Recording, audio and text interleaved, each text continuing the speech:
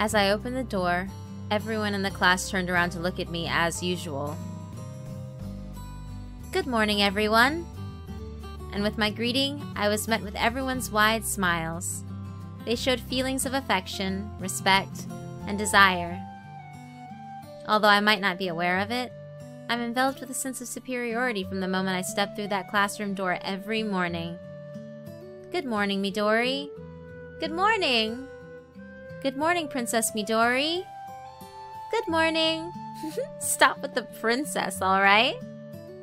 Everyone lovingly refers to me as Princess. When they call me that, it makes me feel different than the rest, and just a tad alienated. But it's not like anyone has any ill will in warmly referring to me like that. So even though it's a bit embarrassing to admit it, I'm starting to accept that nickname. This girl's name is Midori Kusunoki. Her classmates have lovingly given her the pet name Princess. She was the princess of this class. Good morning, Princess. Saki, from the seat next to me, was greeting me. She might have intended to express a calm voice, but her voice seemed a bit nervous. Oh, good morning, Saki. Saki's face suddenly brightened up when I called her name. I intended to be really casual, but my friends were being far too humble. I see you have a lovely dress this morning as well. You have some real fashion sense, Midori. Thank you. I begged Mom for this. It became my favorite when she bought it for me. If you want, I'll let you have it next time. Really? I'd be happy, but I can't do that. No. I think even this dress that you complimented as lovely would be happy if I let you wear it, Saki. That's not it. It's lovely because a princess is wearing it. For someone like me to wear something like that, I can't do it. I can't. Saki politely and nervously declines.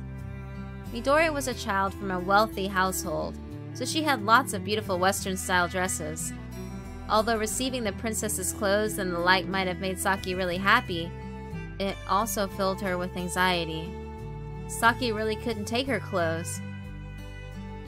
Maybe these long sleeves are a bit too long for this season, but even in the summer, I have to wear long sleeves or else my skin will get sunburned real quick. With your porcelain white skin, you have to be sure to keep those sleeves in mind, Princess Midori. Thank you. But Saki, your skin is also fair. No way. You're too nice. Too nice. Oh, did you do your Japanese homework? Maybe it was because Midori complimented how fair her skin was, but Saki had turned bright red. And so, without any rhyme or reason, she changed the topic to Japanese homework. Japanese homework? Oh no. That was due today? I was up late last night memorizing my lines, so I completely forgot about the homework. Ah! Then if you'd like, you can copy mine. Can I? It must be hard for you to memorize those stage lines.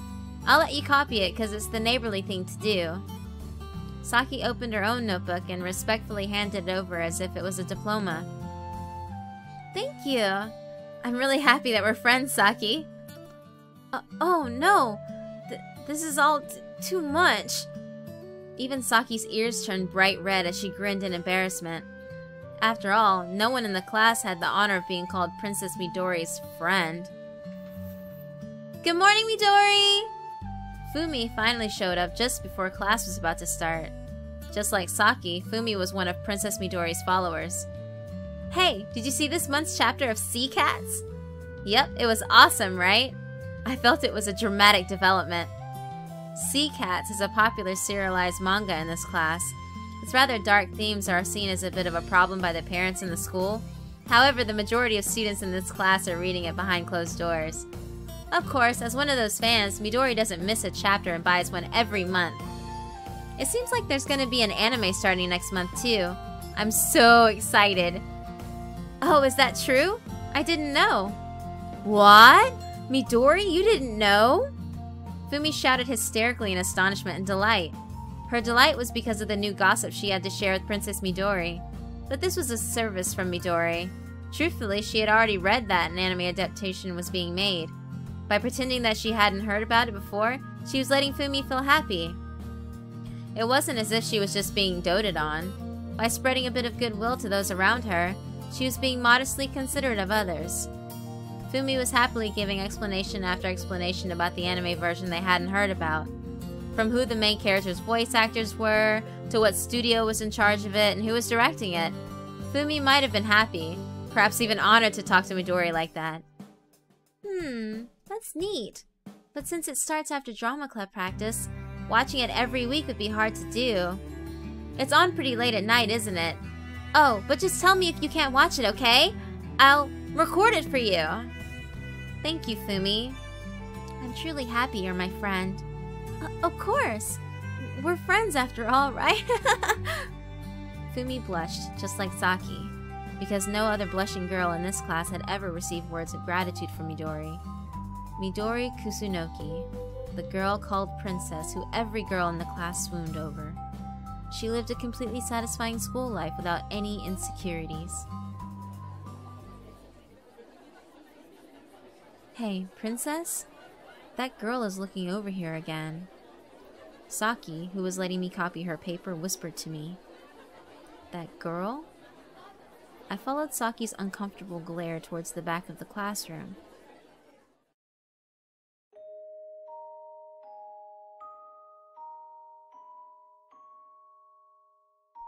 Just as Saki had said, I noticed Nozomi Kawada was staring over this way. Seriously, I have a bad feeling about that girl. She's always staring at the princess. She's just jealous of Midori. In her last class, it seemed she was treated like a princess. Saki and Fumi scowled and whispered. Evidently, Nozomi Kawada was also a child of a wealthy household. However, she was receiving the exact opposite treatment that Midori had. Nozomi took pride in her family's wealth and flaunted it, but Midori wasn't boastful, and she was kind to everyone. Naturally, Midori was called Princess and adored by everyone. On the other hand, now Nozomi was almost completely ignored by the girls in class, or rather, she was being bullied. In last year's class, it seems she was pampered and portrayed as the pridefully rich princess. She has the complete opposite treatment this year, and the seat she once occupied as princess now belonged to Midori. Undoubtedly, she felt jealous, and being jealous was all she could do.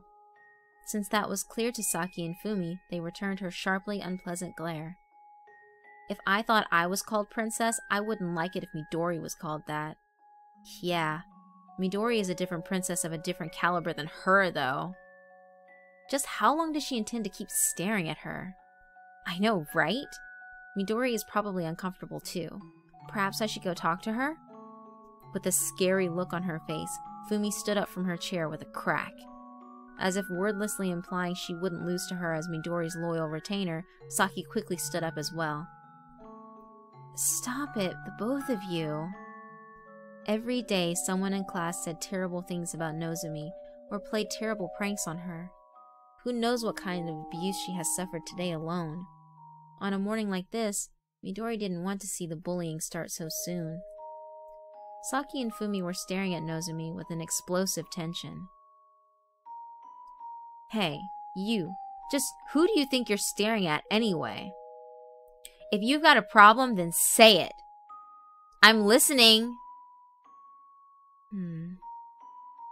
If Nozomi replied back with a single word, they might use that as an excuse to end it. Since Nozomi understood that, she didn't say a single word. No, she didn't reply at all. Stop it, the both of you! Midori shouted a bit when she spoke.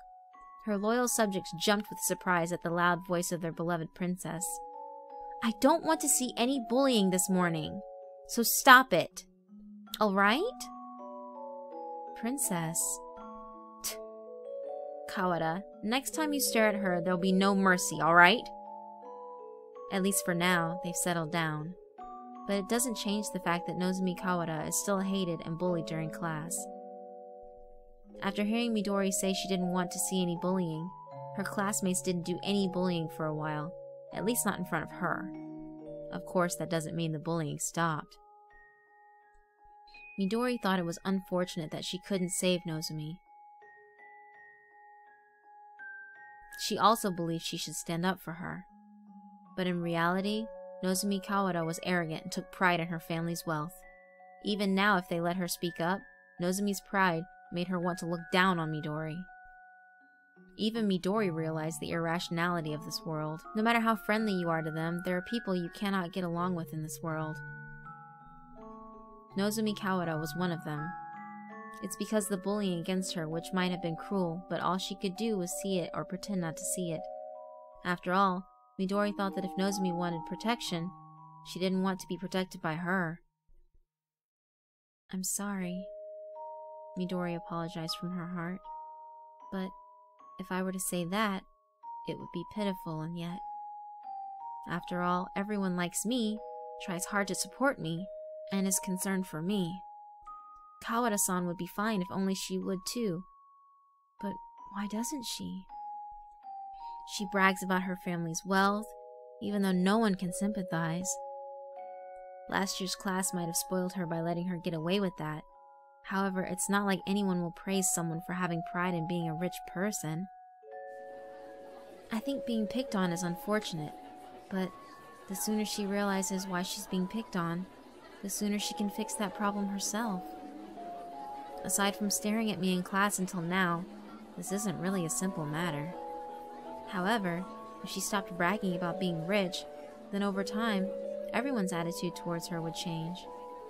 And if they slowly change their minds, she might even be able to make some friends. If she did that, then someday, I think she might stop being bullied. If she did that, then she might even become my friend." I believed. That thought reached Nozomi.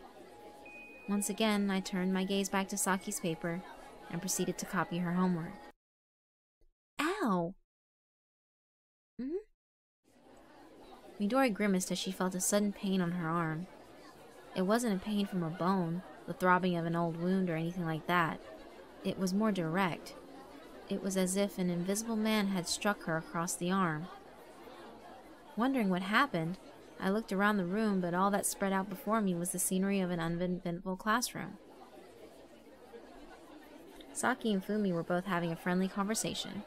It's impossible for someone to just come by and hit me without those two noticing it. Before that, I was just finishing up my homework here like this. Does that mean someone was able to hit my arm without them noticing? I thought something might have flown and hit me, but it didn't really feel like that. First of all, even if something did, there was nothing rolling around to indicate that. What's wrong? Are you alright, Midori? When they took notice of me, Fumi and Saki were looking at me with concern. Yeah, I'm fine. It's nothing. The bell sounded. Saki and Fumi started getting ready for class, and I looked at my arm again. It must have been nothing. The truth is, this isn't the first time. Lately, something like this has been happening from time to time. Suddenly, I'll feel a pain somewhere on my body. There are times when I feel that something had to have touched me, and during those times, I've also felt a pain that sends me cowering. And like at that point too, like now I'd feel it in my arm, in my stomach, in my back. It's not a specific place. From the beginning, I've thought about whether it's my imagination or something. But lately, I feel like those chance moments when I feel those mysterious pains are on the rise. Perhaps this could be, I don't know, some kind of really bad illness? If it's so severe, I'll be honest with my parents, and if they think I should, they'll certainly take me to get looked at in the hospital. Oh, black tea gentleman. Just what kind of sickness is this? When I muttered that in my own mind, a teacup appeared flying through the air, and then a teapot appeared floating in the air, and it poured ordinary black tea into the teacup. And then the figure of an elegant man taking a cup elegantly up to his lips slowly appeared.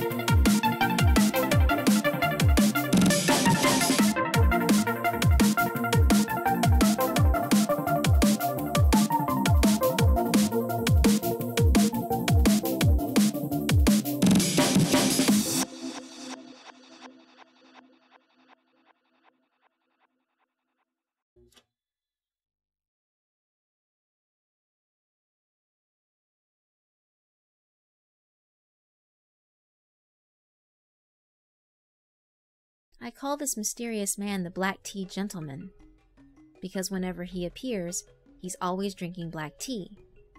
In the middle of the classroom filled with idle chatter, in a strangely arranged tuxedo outfit, was a strange gentleman standing and tasting his tea. Of course, I was the only one who could see him. This Assam tea smells wonderful this morning, wouldn't you say? Oh my, whatever's the matter? Lately, I've been getting these sudden pains. Oh my, do you think it's bad enough that it will interfere with your practice? It's not that bad, but always suddenly frightens me, and there's something weird about it. Well, then it's nothing to worry about. The Black Tea Gentleman said this indifferently. Is it all right not to worry about it? Yes. Anyway, now isn't really the time to be worrying about that, is it? Don't you have an extremely important role in the upcoming play? Yes, and I have so many lines to remember it's quite difficult. Then shouldn't you focus your time on that? I think worrying about other things just shows you're losing your focus, wouldn't you say? When he said that, I didn't respond. This upcoming role I want to play in the drama club is an extremely important role. This role was so important that if I were to mess up, the entire play would be ruined. Maybe that kind of pressure caused me to feel some kind of imaginary pain. Perhaps I'm just feeling occasional pain in my chest from the stress. You're right. It bothers me, but I suppose I have no choice, right? That's how it is, you see. Don't worry about it. I kept saying not to worry about it, and the pain in my arm was already fading away. When I agreed with him, the Black Tea Gentleman disappeared. He's probably not human. Then what is he? A monster? A yokai? There's no reason to think too much about his real identity. He is the Black Tea Gentleman, a mysterious figure who revealed himself to me, and he brought me a new life from who I once was.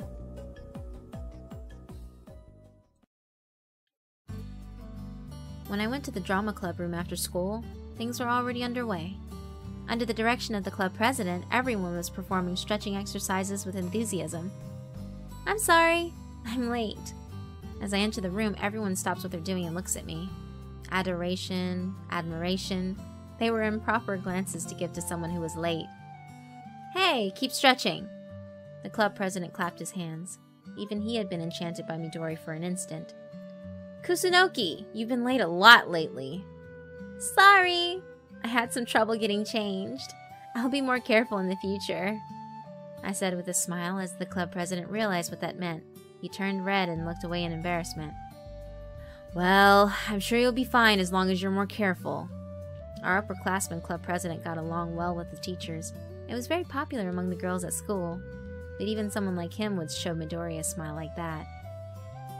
The princess of the classroom was even a princess in the drama club. No, perhaps it makes more sense the other way around? Because she was the princess in the drama club, she was a princess in the classroom. She is called princess because she shines beautifully on stage, and she is loved by students from other classes and even different grades. As Midori went looking for a place to stretch, the other club members made way in response, as if she were passing through the audience to the stage. Thank you. As she smiled and thanked them, everyone shyly looked away. It was exactly as if even flowers would blush with just a smile from Princess Midori. Our school drama club had a lot of members, and although it was a cultural club, it was completely sport-oriented. Everyone changes into gym outfits during club hours. To improve our endurance, we run around the school or we head down to the riverbed and practice shouting to exercise our vocal cords. It's almost like the world in glass mask. And now it has become a tradition to have a performance at the end of every semester where we act in front of all the students in school on stage. Today is that very important day where the roles of the performance will be decided. It was as if all the club members were overflowing with excitement. Basically, when it came to casting the play, members would start calling out the part they wanted to play, and if the advising teacher and club president saw no problems, then it was decided on the spot. When 2 or more people wanted the same role, they would audition in front of everyone. This time the play we were performing will be the classic Rokenjima. It's a mysterious play that is like a fantasy but also like a mystery.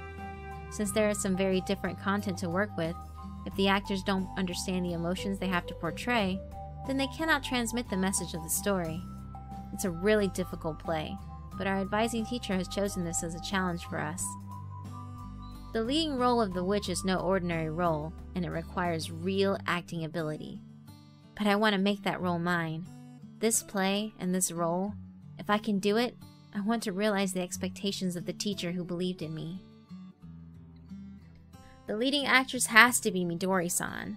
Obviously, she's the only one who can play the role of the witch.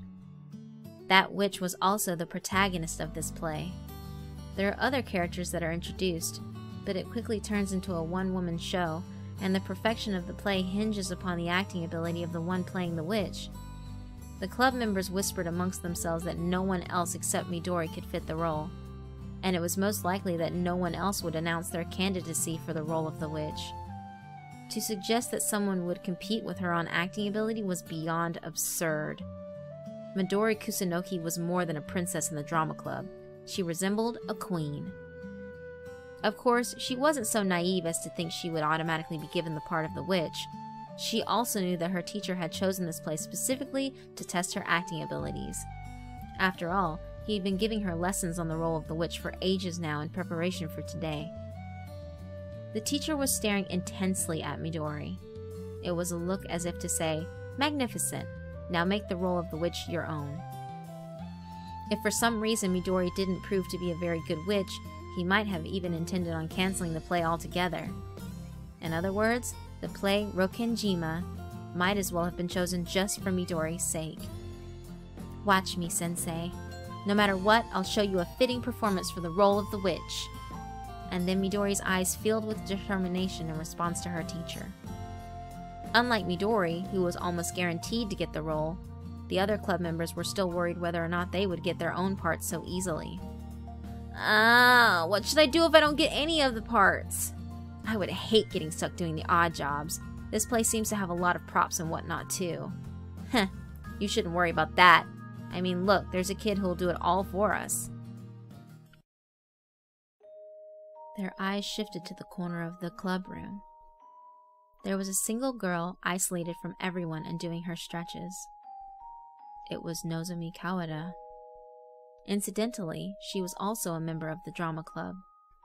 She was stretching out with her head down while everyone avoided making eye contact with her. Looking at her like that, all at once, the other club members started whispering, "Ugly.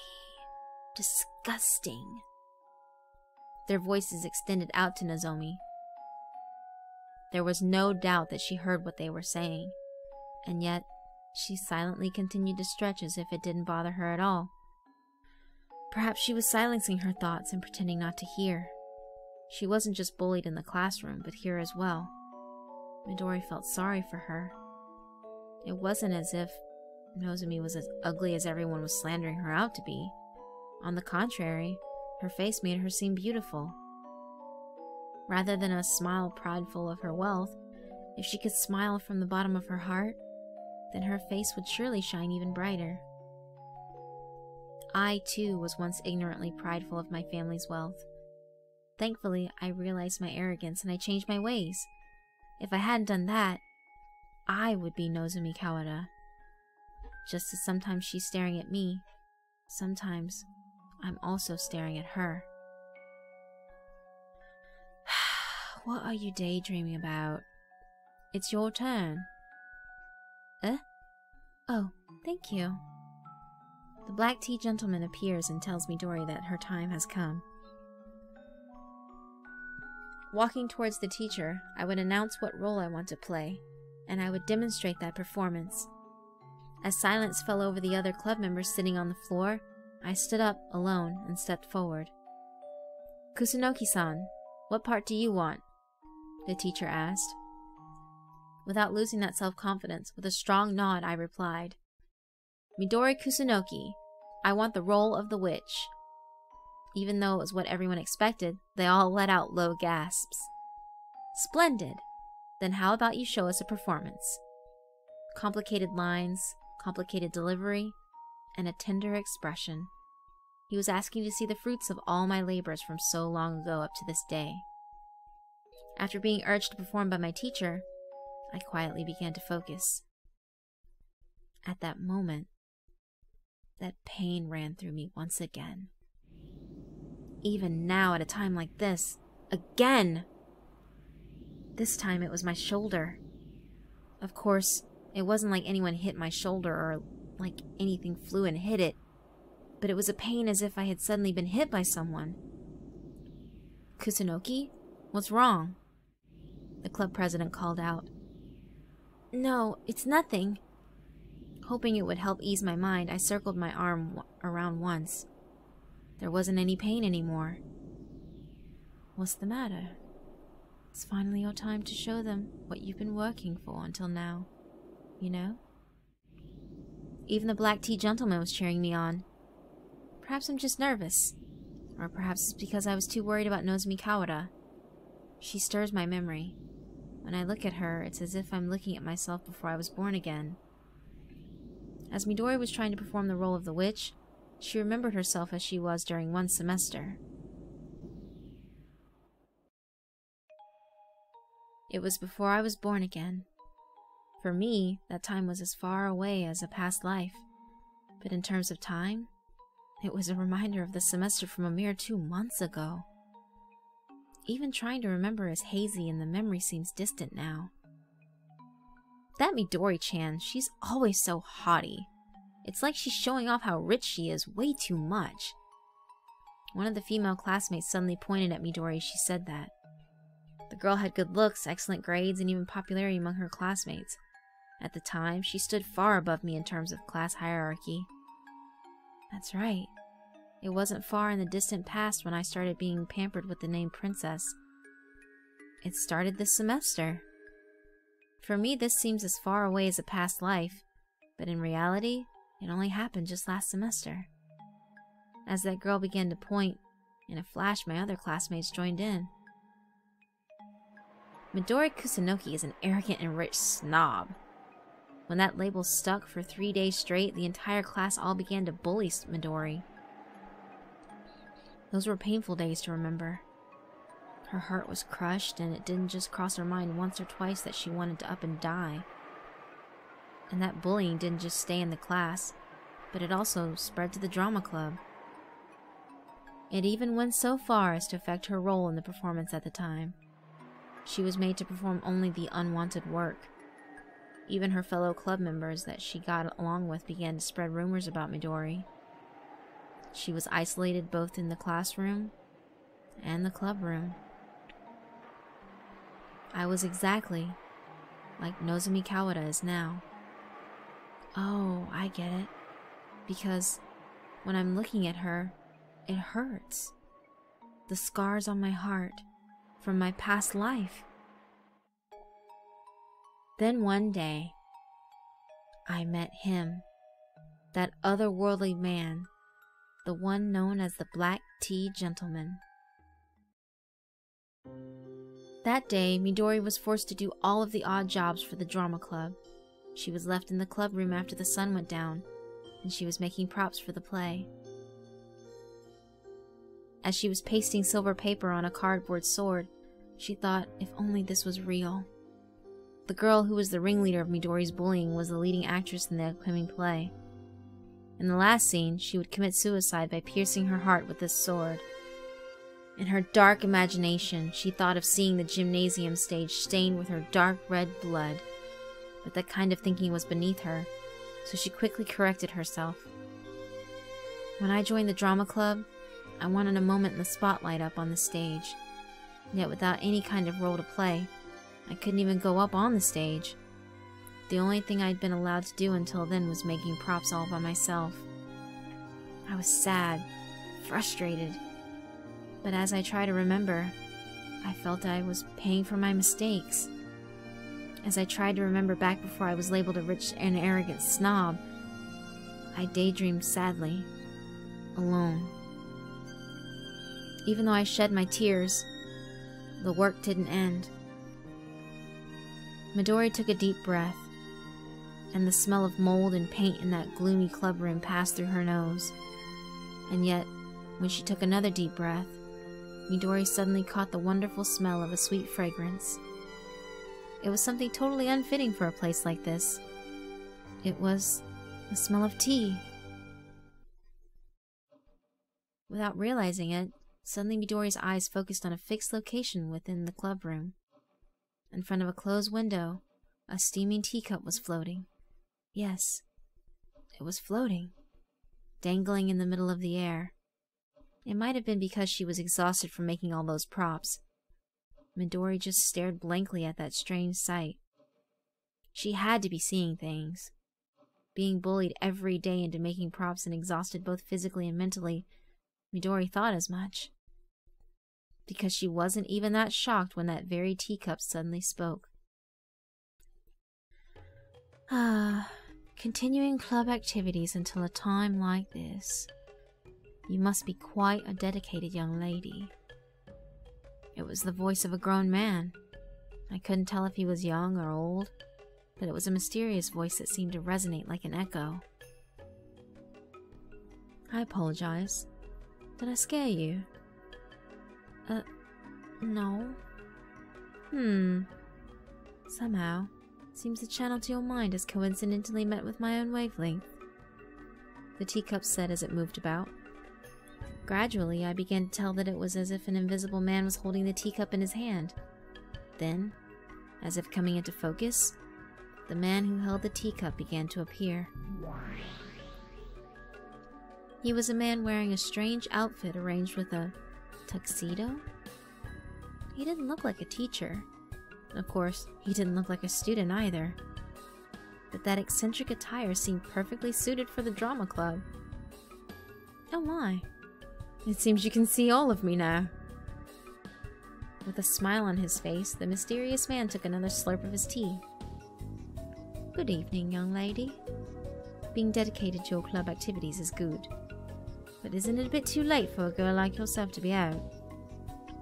That was the first time that Midori met the black tea gentleman. The black tea gentleman didn't offer to help her put together the props or anything like that. However, he did quietly listen to Midori tell her story while inclining his teacup by the window. You poor thing. Being an outsider in your own classroom, and even the clubs, is truly regrettable. Well, class, that's fine. I didn't really like school since the very beginning. So what's troubling you must be the drama club then. I really love drama. On the stage, I can become whatever I want. I can experience different worlds, different lives. Because I love that, I entered the drama club. And yet, you're treated unreasonably. Even now, you're being forced into making props. How regrettable. Midori stopped working and she began to sob.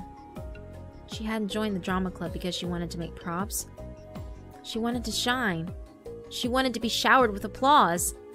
Even if she were bullied in class, she could endure as long as she could at least shine upon the stage.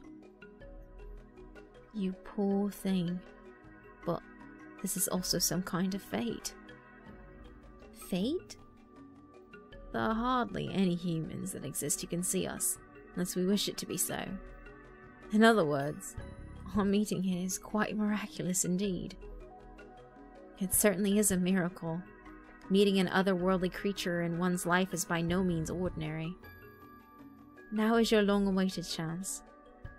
With my power, allow me to make your dream come true. My dream? No matter how much you might be bullied in class, as long as you can shine up on the stage, you said you'd be happy. As a drama club member, that is truly an admirable spirit. As a token of my respect, allow me to grant your one dream, your one wish. When he said that, the man quickly raised his left hand. Then, from the corners of the room, countless packed cardboard boxes filled with scripts gently began to float. From those boxes leaped out innumerable scripts springing forth, and they floated and began to twirl around me. Please pick the role you desire, and I'll give you that role. Really? Any role? Yes, any role. A hero who topples evil. A heroine who receives whispers of love. If you wish it, I'll give you the role of a dog, a cat, or even a tree in the background. Countless wondrous scripts passed in front of Midori. Any script, any role, she couldn't contain her excitement. Please, choose only one. With that, we'll make our contract. Contract? It may have already come to your attention, but I am not a human. Rather, I take a little off the top of fragments of souls of all you humans. I am a creature that ekes out a living on what is given to me. Midori quickly realized it. No matter what role, in exchange for granting a single wish, he was saying it was a contract, in exchange for her soul. Oh, seems you've misunderstood me. I am most certainly not a god of death. A contract with me doesn't mean you would be giving me your life in exchange. Just a tiny sliver of your soul. I take just enough to nibble on. Since it'd be so little, you wouldn't even be able to notice. So please don't worry. The man said with a smile.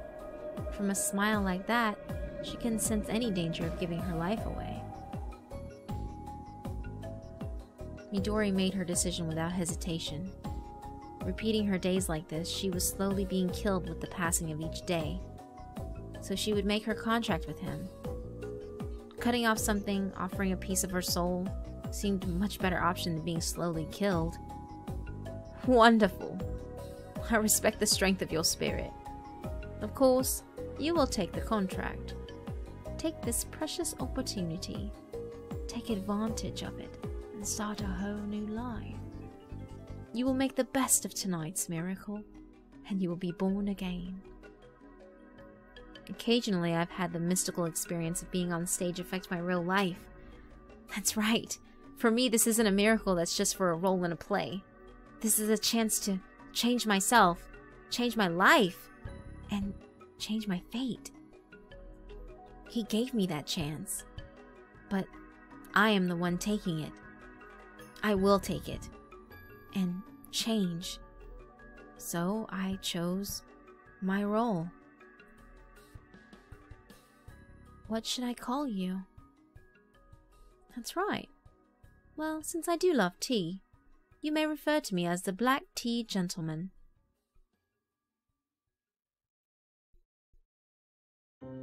So the Black Tea Gentleman kept his promise. For the next play, I was chosen for the lead role. The girl who was playing the part had a big fight with the club president and ran out of the club.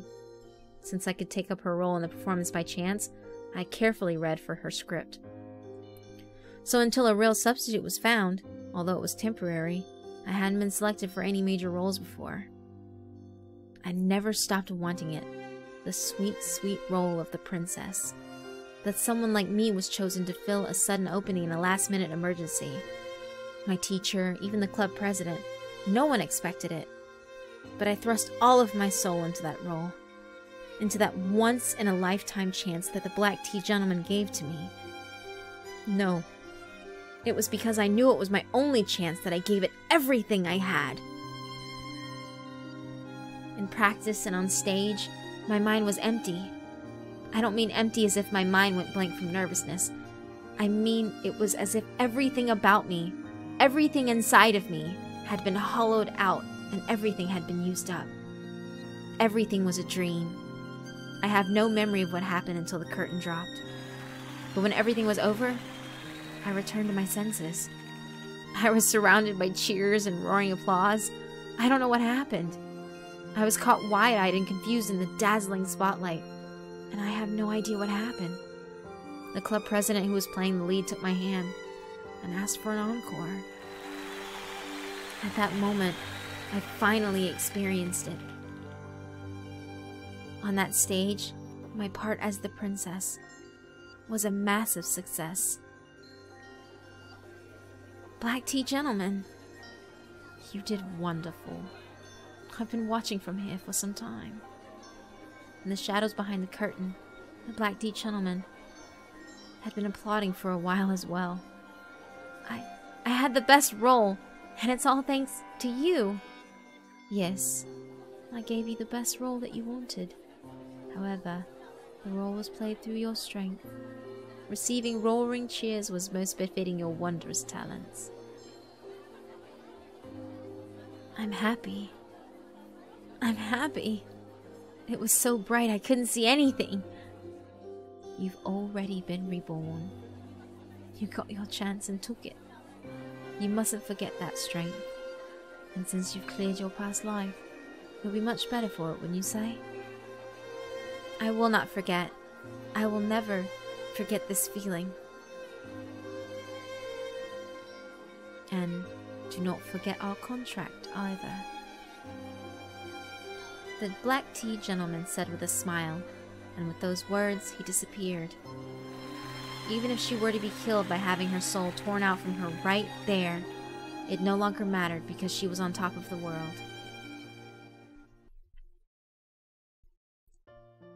The miraculous choice. The miraculous princess. From that day forward, she was called Princess Midori. She was admired by the girls at school and became well respected. Summer vacation ended and a new semester began. As if that semester had never happened, the bullying of Midori stopped entirely. Those that had once bullied her, everyone, acted almost as if it had never happened. They fussed over Midori, called her princess, and gave her praise. At first she thought everyone was a little inconsistent. And yet on the other hand, it didn't feel bad to be respected and loved. It was then that a feeling of delight began to take hold of her. She decided that she wouldn't flaunt her wealth anymore. Just like that princess, she would become sweet, kind, beautiful princess with a heart loved by all. From that chance on stage, I was reborn. Even now, no one remembers what happened that semester anymore. As for the boys, their faces turned bright red just from seeing me walk past them. And the girls adore me and want to call me their friend. Based on how I act, everyone is moved to joy or sorrow. It's as if my casual actions are treated like those of a celebrity, and I've started to become a legend at school. Midori-chan is awesome. She's so cute. I want to be just like her. Princess Midori is so sweet. It would be so nice if she would call my name just once and smile. I wonder if Princess Midori is going to do another performance. Better keep an eye on that drama club. Alright, lesson time. Don't get excited, and don't forget what you've learned. I really misjudged Kusunoki's true potential. I have no excuse for how I've acted lately. It's fine, Club President. I'm also going to do my best at practice, and I'm going to work hard to become an even better actress. That's our Princess Midori. How come we never noticed there was such a wonderful girl like her in our class before? In the classroom and in the club room, voices of praise watched over Midori. Those voices gave Midori self-confidence and courage. And so, without being conceited, Midori strived at practice. Most of all, she changed her heart so she could become someone loved by all. If one's heart changes, that changes the body as well. Her slumped shoulders that had always hung her head in shame suddenly lifted and straightened, and her posture became exquisite. Even her voice held a dignified tone, and those that heard her voice couldn't help but turn their heads in to listen. Her face also changed beautifully, making onlookers want to sigh. She was already a different person from the first semester. She had truly been reborn. Even today, Midori is working hard in the club activities. She's running around the courtyard building her endurance. Each time the other club members see Midori, they throw out their hands and cheer. I am truly happy. Like so, Midori became the princess loved by all. It seems that humans can change from just this one little chance. Under cover of the school building, nobody could see a teacup tip back. Oh, Midori-san. Remember, this is a give and take, so please don't forget that. And once again, he took a sip from the teacup. That'll be all. The teacher clapped his hands together. I ceased my performance as the witch. In the brief silence, the teacher and the club leader nodded wordlessly. Congratulations! Kusunoki-san, we have decided you will play the leading part in Rokenjima.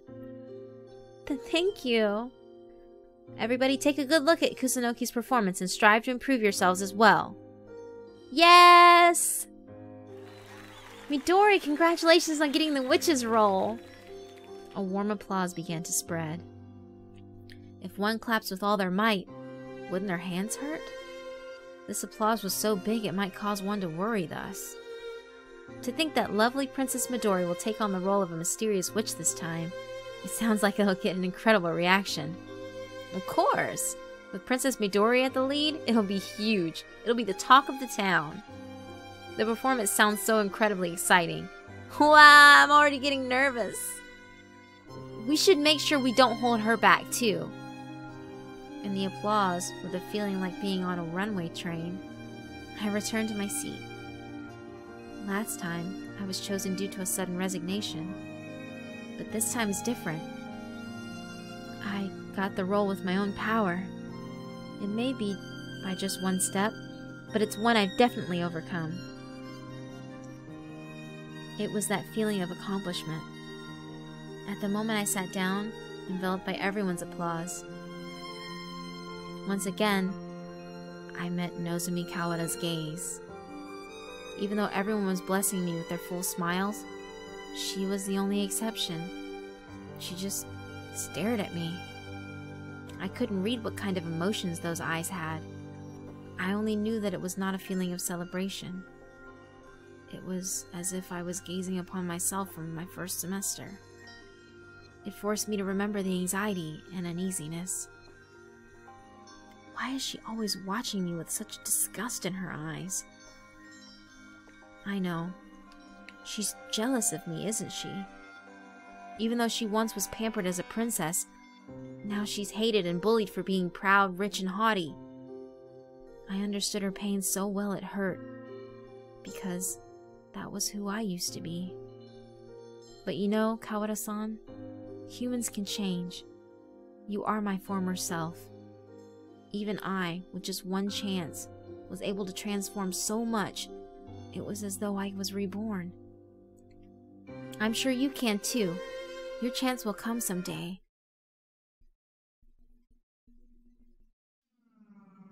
Ow! Suddenly, without warning, I was struck with pain again. A severe pain in my foot, one that caused me to unconsciously contort my body. Hey, Midori? Are you okay? You don't look so good. I'm fine. You should go to the nurse. I'll escort you there. Everyone was concerned about Midori's health. This mysterious sudden pain that keeps happening to me. This might be a good opportunity. I'll try getting it looked at in the infirmary. It has to be because I'm so nervous. Most people would get a stomachache. I must be the type that gets pain all over. If I relax, I should be okay. I'll get the nurse's seal of approval, then I'll be able to do my best again. While leaning on the club member's shoulder, she headed toward the infirmary.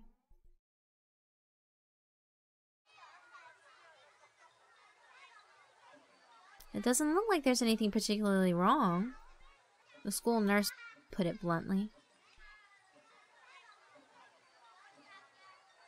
The pain in her foot had completely disappeared when she'd come to the infirmary. There seems to be nothing wrong, so you shouldn't have sudden pains like that. If it keeps happening all the time, you should get checked out in a real hospital. No, I'm fine. I think I'm just the type who feels pain when I get nervous or wear myself out. Her friends made a big deal about it. Midori apologized, saying she was sorry for causing the commotion.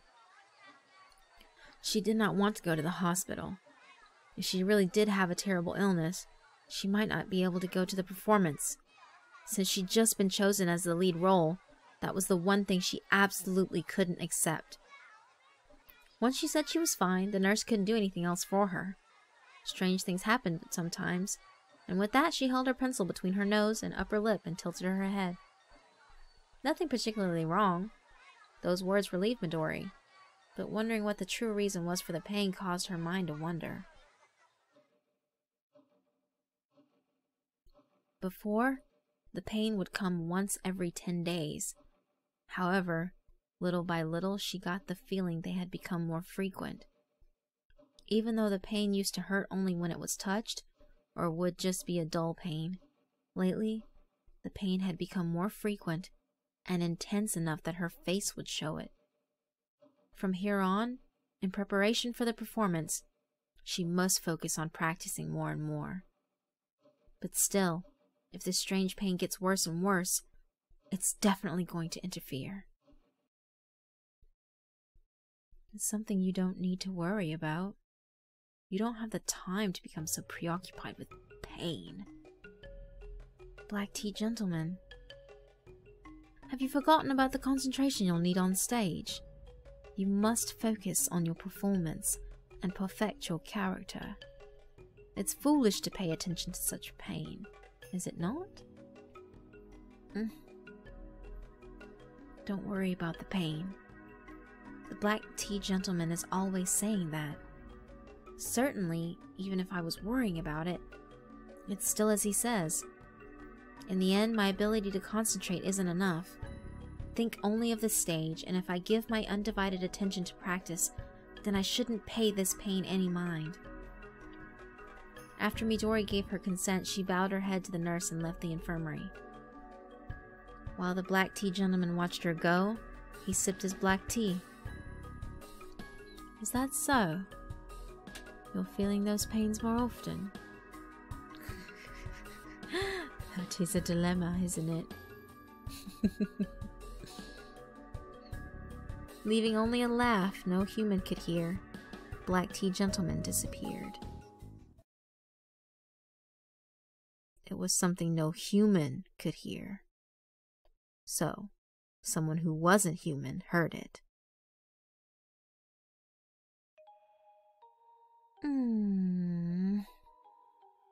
From the cover of medicine shelves, Marie timidly peeked her face. In her hand, she gripped chestnut steamed buns that may have been taken from the staff room or elsewhere. After finding these delicious buns, she brought them to the infirmary to share with Higanbana over tea. How did Marie find them, you ask? After she died, Marie discovered she had the miraculous power to home in on buns. Higanbana was gone. In her place, she saw the figure of a man she was not familiar with. I wonder... Her otherworldly senses told her that the black tea gentleman was the same as she. A yokai?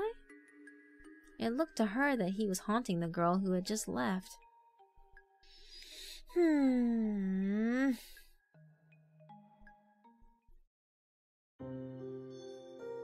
Practice began on Rokenjima the following week, which was even more difficult than imagined. First, above all else, there were a lot of lines. The leading part's lines were of an incredible volume, so to call it a one-man show wouldn't have been an exaggeration. Memorizing them was hard enough. Then she had to understand the meaning of each and every word and place an emotion to it. Just one scene alone needed a considerable amount of concentration. If she were to be out of sync with her partner even once, one line may be left out or a prop may be used the wrong way. Come on, Kusunoki-san. You can't just give a performance with your body. You have to give it from your heart. Do it over again. Midori is so amazing. She remembers all those good lines so well. What a tough role. If anybody but Princess Midori did it, it would be impossible. Though the club members all praised Midori's performance as brilliant, the teacher was relentless. Of course, in order to live up to those expectations, Midori practiced with everything she had. Before, she was not good at training or flexibility, even if she said it was for her favorite play. But now, she isn't bothered by it at all. The deep emotion of that day on the stage was vividly burned into her memory. In order to obtain that excitement once more, she was able to withstand any excruciating exercise. The sweat that flowed from Midori was transparent and glistening. Phew! She took a breath and wiped away the sweat. In the corner of the clubroom, she caught sight of Nozomi Kawada fixing a tear in a costume. She wasn't able to obtain a role this time either. Just as everyone expected, she was forced into being in charge of all the odd jobs. Vocal warm-ups and stretching, she wasn't good at anything. Just as always, she was darkly isolated, and sometimes she would glare at me with envy. Kawada-san, being jealous won't change anything, you know. If you do that, and reluctantly do the work pushed onto you, nothing will change. Because even I was once in charge of miscellaneous jobs. I was made to work until late at night making small props. But I didn't give up my dream. I would secretly read the script and drove all of the princess's lines into my mind. In the gloomy clubroom with nobody around, I faced the mirror and practiced for hours and hours by myself. Because of that, I was able to live up to my chance selection for the role. I was envious of everyone, but I worked hard and gave it my all. You have to give it your all, or you can't seize your chance.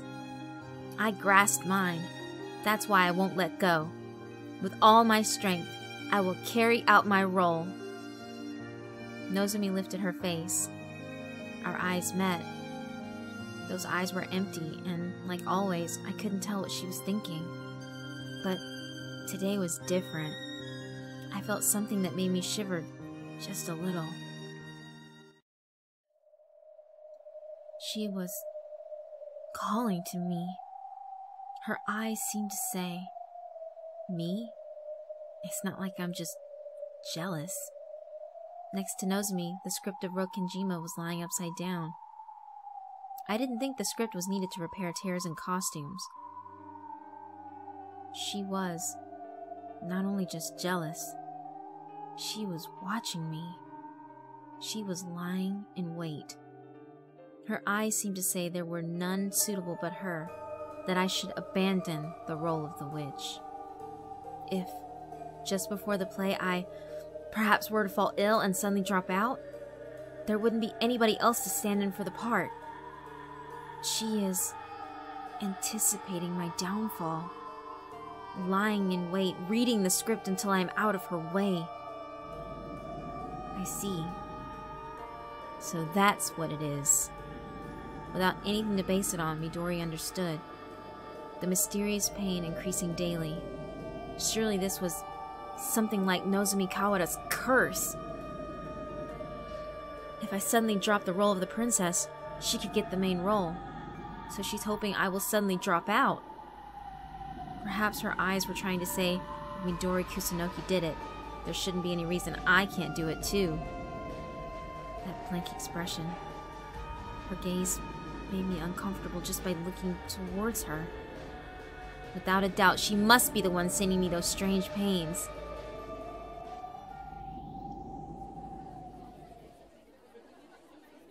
Midori? Are you okay? Ah! My friend called and I returned to myself. To think that Kawada-san is sending me a curse and causing my body pain? Even I'm starting to think strange things. I wonder if I'm worn out. However, I was given this power by the mysterious black tea gentleman who revealed himself to me. It might not be that strange if she was something mysterious too. Yes, it's just as the black tea gentleman said. If I worry about it, it's over. It doesn't matter if she's after my role. I am the perfect person for the role of the witch, so I'm the one dealing with the performance. Everything is my own personal problem. If I worry, I will mess up. And with that, the time to be afraid of Nozomi Kawada's ominous gaze was over. While she worked towards the performance, her days of energetic practice continued. She deemed no exercise unworthy of her time, and that time passed in the blink of an eye. It would always be night by the time the club ended and she went home. She would finish her dinner in a hurry, splatter into bed like mud, and sleep. That was how her daily cycle went. It was difficult on the body. Every day was satisfying and productive. pain. If it weren't for that pain, the time between days that she would experience the mysterious pain became shorter. Midori? What's the matter? It's nothing. Sorry. On the contrary, she felt suspicious that the frequency had become excessive. She had already been to the infirmary about the matter once. If she were to panic, she might have to drop her role. By pretending that she had to go to the bathroom, she was alone again. That intense pain was the same as always. Just as always, though it seemed like there would be a visible cause, there wasn't a scratch on her. I've had enough. I shook off the thought once, but just as I thought, maybe this is Nozomi Kawada's curse, because the pain is always restricted to when I'm at school. Furthermore, I've also considered that the times I've felt it while I'm near Nozomi Kawada have increased. Also, when I have this pain, if I turn around, her gaze will be on me. Just like I thought. You think I'll give up and lose? Like I'll let that happen? I will definitely be in that play. There's no way I'll step down. I will never let go of my once-in-a-lifetime chance. Sorry, but there's no way I'll ever hand this over to you, Kawada-san. There's not many days until the performance. It's not something to worry about. You don't really have the time to let it tear you apart, do you? The black tea gentleman kept repeating that. It's not something to worry about. Don't worry, don't worry. There's no way I'll give up over this bizarre pain. But the riddle of my curse that's eating away at me is not just limited to pain. It was one day during lunchtime. Once I'd received my curry from the lunch lady and returned to my seat, Saki, Fumi, and all the other people I surrounded myself with simultaneously gathered. An enjoyable lunch surrounded by friends. It was a familiar scene. Princess, are you okay? You've been looking pretty pale lately. Really? It's just your imagination. Don't worry about it. You've been practicing almost every day, haven't you? Try not to push yourself, alright? But I just can't wait to see Midori on the stage as the lead. It's this weekend, right? Good luck, Midori. It seemed that the curse of my pain was wearing me out. I hadn't intended it to show through my mannerisms, but it seemed that Saki and the others who were always around me could tell. If their princess had fallen ill, everyone would cause an uproar. If that happened, word would reach the drama club, and the teacher and club leader would hear about it. It's no laughing matter. I won't ever step down. I'm the one who will stand in the middle of the stage, bathing in the spotlight during this play. I will never lose, to a curse or to Nozomi Kawada. Hey, did you watch yesterday's Sea Cats anime? I did! I didn't miss a thing! The voices were so good, weren't they? Ono-san is just the best. Speaking of which, all of the voice actors were incredible, huh? Hey, Midori, who do you like? Huh? Oh, yeah. Since I don't get home until late, I didn't get to see most of it. Because I practice so late every day, by the time I go home, the broadcast is already long over. I like the show, but I'm not interested in it at all right now. I have to concentrate on the performance. Showing that they understood my exhaustion from my daily practice, Saki and the rest left me alone and kept their excitement among themselves. As I absent-mindedly listened, I mechanically transported some school lunch to my lips. The taste of cheap curry filled the inside of my mouth. I had no appetite for food, and even eating a mouthful took a long time. But I had to eat, even if it was against my own free will. Starting this week, we would wear the clothes for our parts every day while practicing. If I don't eat, then my body won't be able to handle it. At that moment, it was that pain again. This time it was the back of her head. It hurt like someone just struck her violently. Even if she turned around, no one would be there, so she didn't even turn around to check. Rather, she glared at Kawada Nozomi's back. How frustrating. I have no evidence. However, it has to be Kawada-san's fault. I know it. But if I let it get to me, I'll lose. For her, using this kind of curse to disturb me is the best thing she can do. I won't give my role up to someone like you. I'll never give up. Never! As she was biting her lower lip, she turned her gaze back to her lunch. When she did, the curry lunch began to sway and blur. It didn't seem to be steam or anything like that. Tired eyes, perhaps? It felt like that. I rubbed my hazy eyes and I stared at something that made me feel uncomfortable. Just now I was eating the school's curry lunch, but now, swirling, it had these black things mixed in. Did it float from the bottom? There's no way. But in that curry were countless dead insects!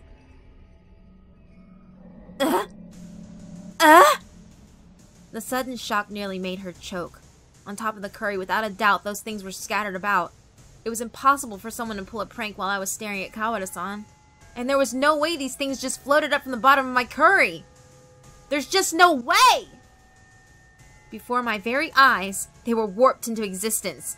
The glistening backs of their lustrous black husks, knotted legs, hair like feelers. They were mixed with the brown curry sauce and the white rice in a gruesome display. Gripping my spoon, I had been drawing from the bowl for some time. Just moments ago, I had been driving my utensils into curry.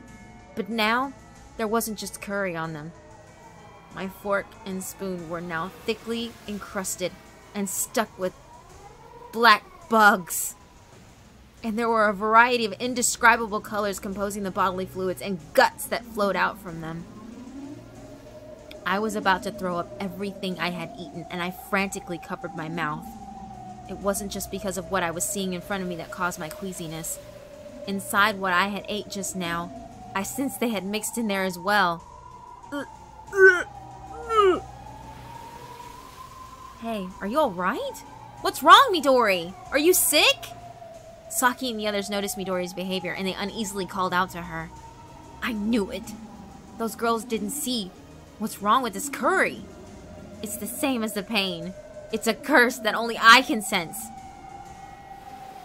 What's the matter? Black tea gentleman, are you seeing this? Huh? I have only one thing to tell you. Don't worry about it. Exactly. The black tea gentleman snickers as if it were someone else's problem. He sees it. He's also seeing this terrifying curry. At that moment in my mind, the puzzle pieces came together and a detestable idea took shape in my mind. You're the black tea gentleman, right? Oh my. Whatever are you talking about? Please don't act like a fool. That strange pain, this curry, isn't this all you're doing? My, oh my. How unfortunate. Why do you think I do things like that? Am I not on your side?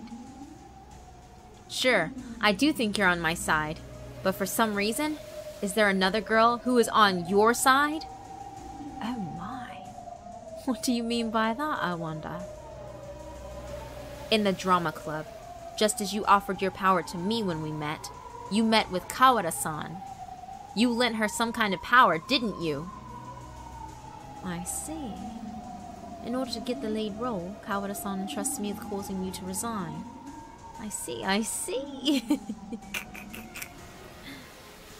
The black tea gentleman smiles widely. Until now, although I had thought of him as my benefactor, he was an incomprehensible supernatural being. He had given his power to me on a whim, and he was never on my side from the very beginning. Midori-san, that is a very upsetting thought. But if that's not it, then what is it? Midori-san, I am your ally. Therefore, I'll always be here with you like this. You might just be clinging to me for the sake of Kawada-san's curse. I am your ally, and even if you won't lend me your ears to hear it, I'll say the same thing. Don't worry about it. Indeed. Aside from that, I have no intents of telling you anything otherwise. Even if strange things happen, you're saying I should dedicate myself to practice without giving it a thought?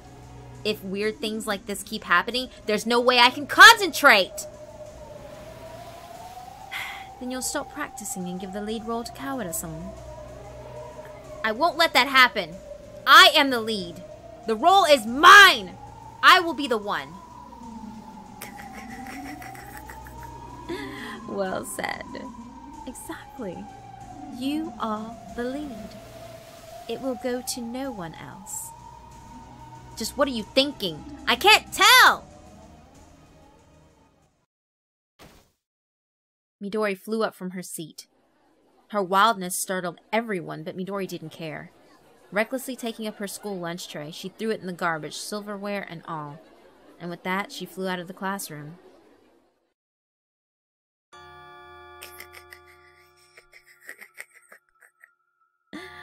Dear, oh dear. So very young. The black tea gentleman shrugged his shoulders and laughed. Something strange caught his eye. Midori, who roughly flew out of her chair and out the classroom, steam or smoke trailed out from her body and hung in the air like steam or incense. That was something only a supernatural being could see. The black tea gentleman gently held his teacup in the air, and that smoke-like entity slowly gathered and began to fill his cup. And as that swirl wound itself, it turned brown. It became a delicious black tea with a pleasant fragrance. He took a sip and smiled peacefully. Ah, it truly tastes of innocence. Midori-san, your soul will truly make a delightfully fragrant tea.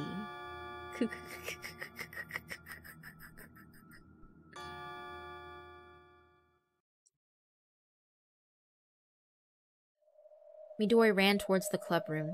It was still lunch break. She wanted to practice. She wanted the theater. She wanted to become someone else. She flew into the clubroom. She was separated from the line and file of the classroom. The hustle and bustle of lunch break was far away, and that made her feel a bit better. Midori headed straight for the costume storeroom in the clubroom. Then she took the dress of the lead role in her arms. Regardless of the fact that it was still lunch break, she began changing her clothes. I am the lead actress. I am the lead actress. I won't let anyone else. I won't let anyone else. She took off her favorite dress. Just then, looking at herself reflected in the mirror, Midori's heart stopped. What is this? On both her exposed arms, something that looked like a moth was stuck. A vivid something. Was it paint? Thinking that, she drew her face nearer. What the hell is this? It was a bruise. Not just one or two. Red, blue, purple, vibrant bruises were stuck all over her arms. Her arms began to shake. What is this? The parts that were hidden by her clothes, on her back, on her stomach, countless bruises. Traces of internal bleeding. What is this? This! In the silent room, Midori's screams resounded. A teacup floating in the corner of the clubroom tipped with a slurp. Due to the shock on her peace of mind, it seemed like Midori couldn't see the black tea gentleman's form. It's nothing to worry about, Midori-san. But then again, even if you were to speak of it, it seems it wouldn't reach anyone's ears. Leave that girl alone. Oh my. In front of the black tea gentleman, Marie slowly showed herself. She glared at the black tea gentleman with a perceptive gaze. If it isn't our 8th ranking school yokai, Mezo Marie. A yokai. You're one too. Indeed. We are in the same trade. I am a being who survives by receiving a modest portion of a human soul. Midori Kusunoki is a hard worker, a girl with a beautiful heart. Even now, she is endeavoring with all her might for the play. Yes, I acknowledge that more than anyone. Is it fun to bully that girl? Now that's a misunderstanding. How am I bullying Midori-san? You're consuming her soul. That's what you're hunting. It's only a little bit, right? Unlike the greedy school yokai, it's not to my liking to steal one's life. Yes, so let's leave it at this. Please leave her alone. Leave her alone? I have been watching her this whole time. This bizarre curse has been getting worse day by day and has driven her into a corner. All she wants is to give the greatest performance at the play. Your curse is preventing that. The reason she worries about pain and the like is due to none other than her lack of concentration. If she were truly concentrating on her performance, there would be nothing else on her mind. I'll say it one more time. Please let Midori-san go. I can't do that. She is my prey. Then, I'll ask that you abide by the school yokai's rules. Rules? Well then, for ones who despise any kind of shackles like us, what rules? We can make anyone our prey, and we can take anyone's prey.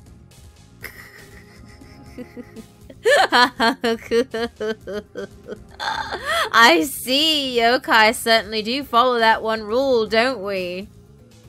As if to say, you've got me there, the black tea gentleman's shoulders shook with laughter. I understand that yokai are under the circumstances where we must consume souls to live. Therefore, if you depart now, I will not exacerbate this. Marie's strong will shot through the black tea gentleman just with her gaze. This is a problem. Being threatened by Mezo-Mezo-san of the 8th seat of school yokai. A puny yokai with no ranking like myself will surely be no match for you. I don't want to do this, and I'm sure you don't want this to be done to you. However, I think giving up Midori-san right here would be truly regrettable, considering she would make such brilliant tea leaves. I know. As a fellow yokai, I don't intend to settle this through talking. How strong. I would never have thought you were a bullied child once. It is because I was once bullied. I understand people's hearts more than anybody else. You are consuming that hard-working girl. I have no intentions of letting you go. The man who toys with her struggles get away with it. I've heard Mezo-Mezo-san is a yokai who demonstrates her true worth from behind a door. Right now, I am in the 8th ranked seat of school yokai. I will destroy you with my bare hands! At some point, the steam from the black tea gentleman's cup had filled the entire clubroom. Rather than a mist, it was as if, from the teacup, countless arms of fog had sprung up. They were swaying, glaring at Marie like reptiles. They attacked. Those countless arms of mist leaped at Marie. They coiled around her and constricted her. The black tea gentleman laughed with a huff. Was it because he settled things so quickly? No. He realized it. Even if she was temporarily in that rank, he was up against the 8th ranked school yokai. There was no way he could take her down using attacks like that. The arms of mist that were constricting Marie all around were shuddering, and, as though tearing them apart from within, one by one, she tore them to shreds. Mezo-Mezo-san appears to be a yokai with superhuman strength. I see, what a dreadful power. With a violent sound like tearing apart a cocoon from within, the arms of mist were dispatched. The figure of Marie was seen once more. Marie displayed a presence befitting of one representing the school's lowest seat of power among the yokai. I still do not understand my own power. If you try to stop me, I won't be able to hold back!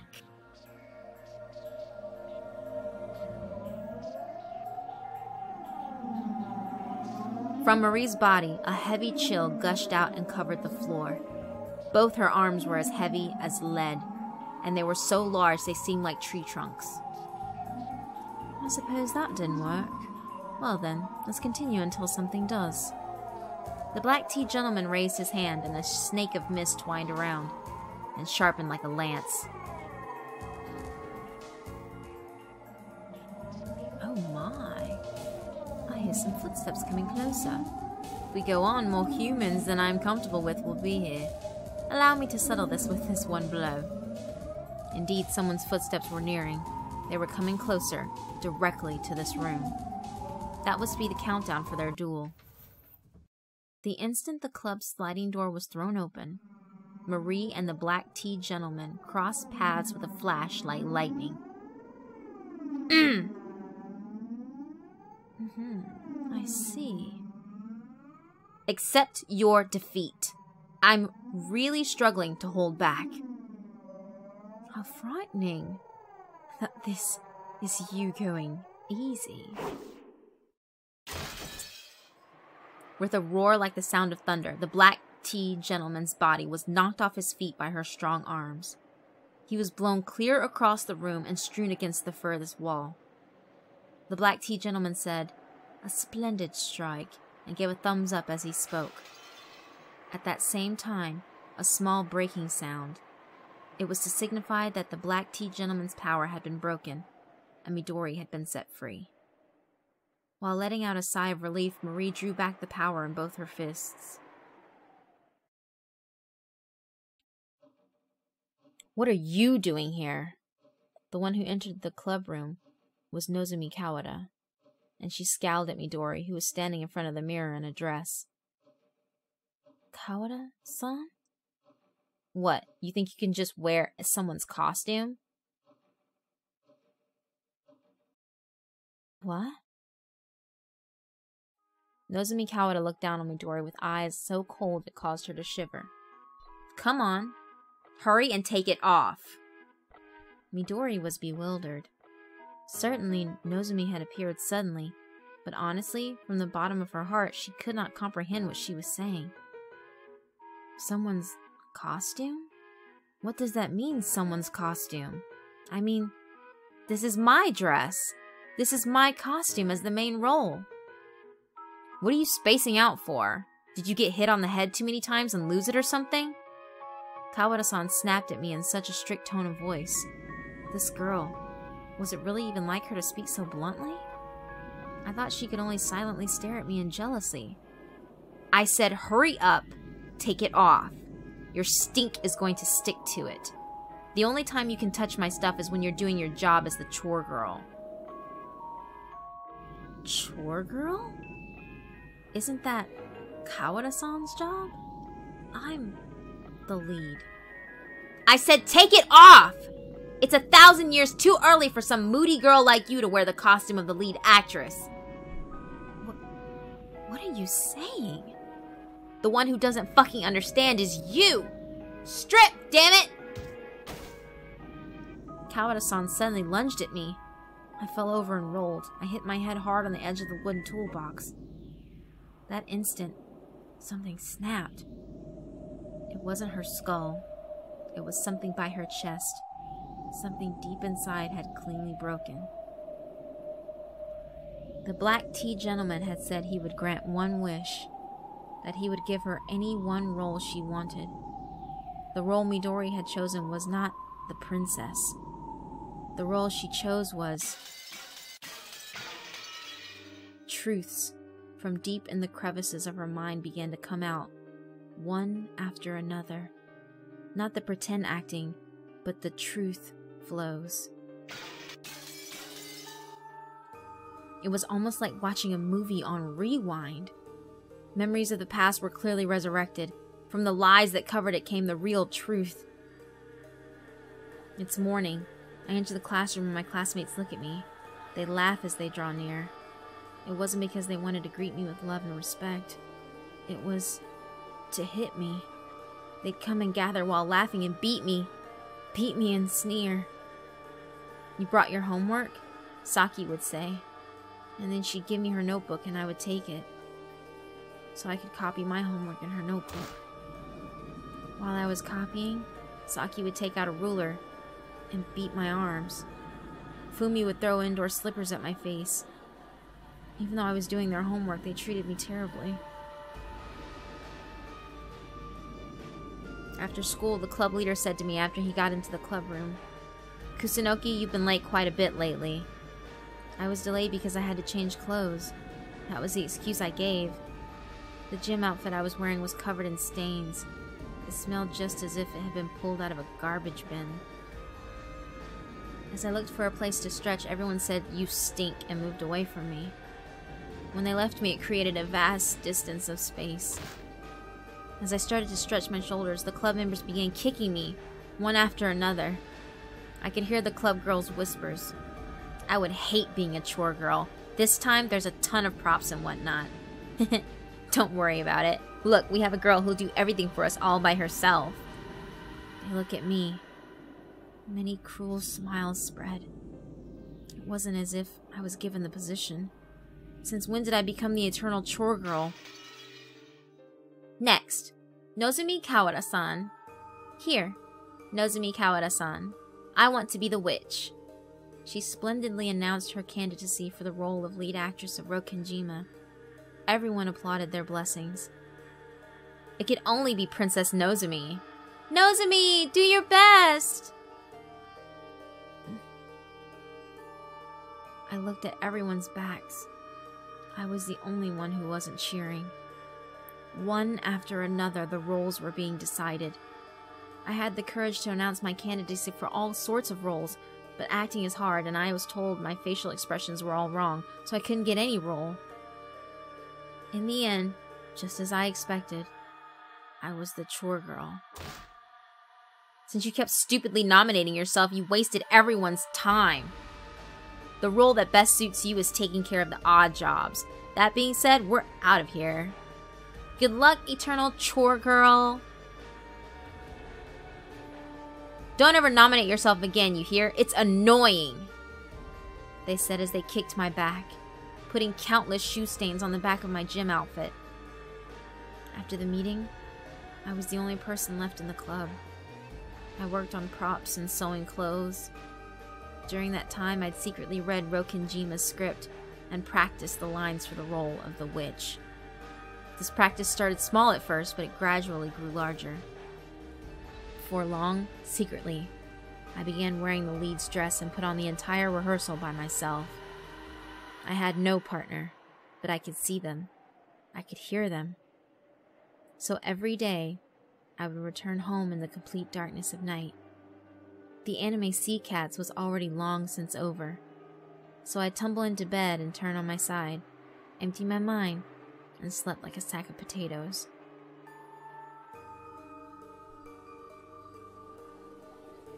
Time for lunch. Some horrible person put dead bugs in my curry. They sat around me in a circle so they wouldn't be seen by the teacher. They were watching me to see if I would eat it or not. Fumi was always hitting me in the back of the head with a tray while I kept quiet. It hurt. Hurry up and eat, you haughty, rich, snobby princess. Aren't you happy? It's a special curry made just for you, Midori. Since you're so rich, you get a special menu. Look, eat it. It's good for your health, seriously. Nothing about the bullying towards me had changed since my first semester. Nothing. Nothing. In the middle of it all, Nozomi Kawada was a princess. With the role of the princess, she was fussed over and very popular all over school. I was envious. Jealous. She was always on the center of the stage. So when the black tea gentleman asked what kind of role I wanted to play, I answered him. I said I wanted to be Nozomi Kawada.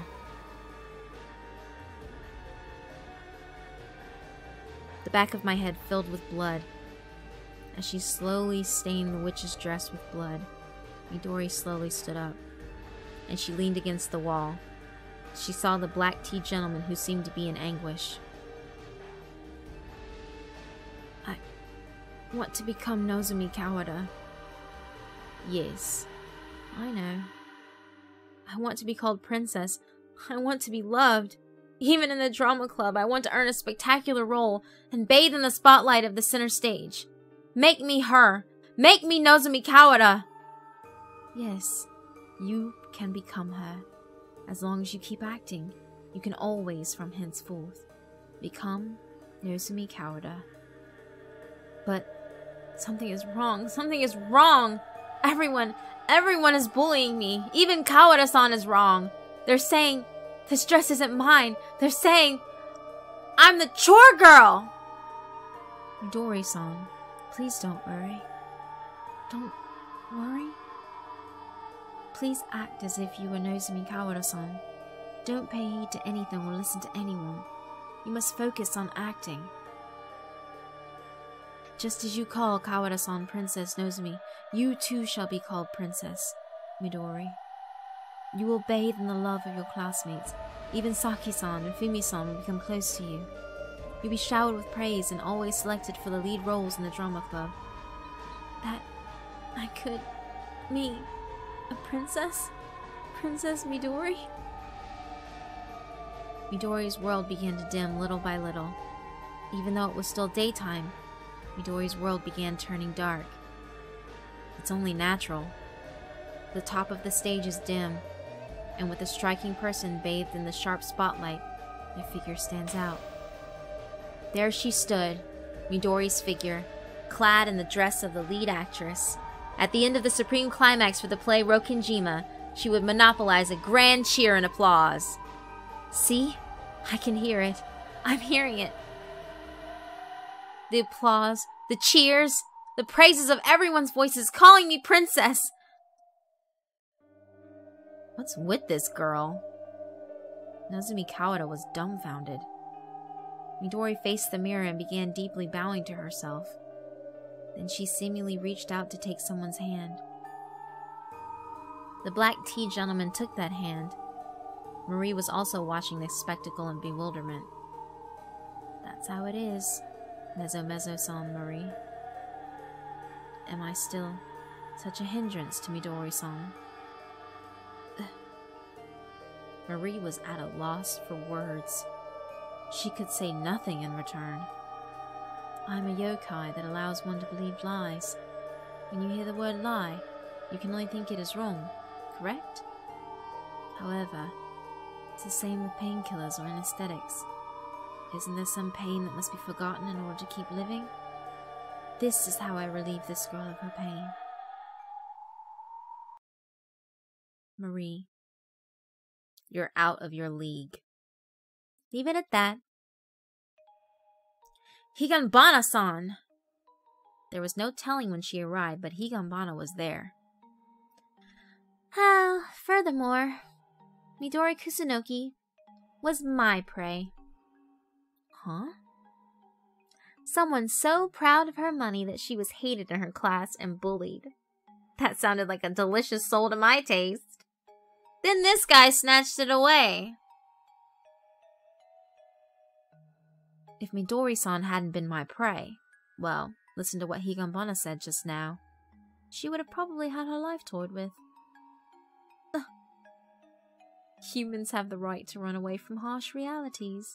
And if you think of it as granting the person involved a happy dream, is that not a beautiful thing?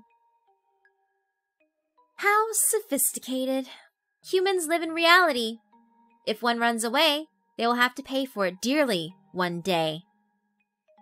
That's correct, isn't it? Once they return to reality, they'll have to pay for it. However, they do not come back. They'd be fine never paying it back. Is that what happiness is to her? If you were once bullied, then you would want to sympathize with how she feels now. If you have no more complaints, Marie, that girl is his prey. Let's go, Marie. He's not someone you can oppose anyway. The man used the name Black Tea Gentleman, but just who on earth is he? He does not have a rank in the 8 seats of school yokai. However, he has a real ability. Well, perhaps he would be about the 2nd rank in the shadows? He's the headmaster's right-hand man. We call him Vice Principal. The 1st rank of the school yokai, the headmaster's right hand, the vice principal. A fearsome yokai who holds the power to make lies reality. However, lies are lies. Once one realizes it's a lie, no matter how believable it is, it can be nothing else but a lie. But his power is extremely tempting, and surely no human can resist it. This is what the headmaster's underling is capable of. The power of the Shadow Second-ranked yokai spoken of in whispers. You flatter me. I'm nothing but a nameless yokai. Let's go, Marie. This is what Midori Kusunoki wished for. Unable to face reality, wishing for a world of lies, she refuses to pay the price. That girl is still the princess of a beautiful world. Since every day should be happy, she would never possibly think of suicide. Pity, she's no longer my type of soul. Higanbana turned around, then disappeared. Marie was speechless, and watched the black tea gentleman in Midori's encore. Nozomi Kawada was also at a loss for words, and Midori's eyes could no longer see anyone. But reflected in those eyes was an auditorium full of spectators. Thank you, everyone! Thank you, everyone! I offer this stage to everyone who has loved me. Thank you so much! Forever and ever, the thunderous applause and cheering continued to praise her.